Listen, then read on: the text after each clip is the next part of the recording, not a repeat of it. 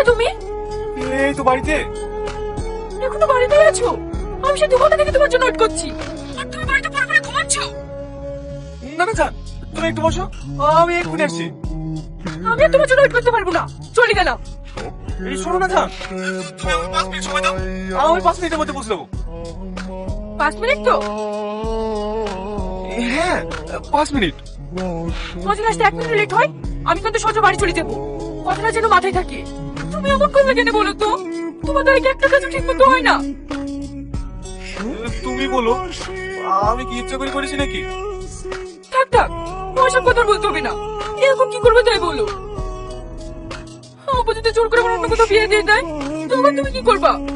একা একা থাকতে পারবে তো?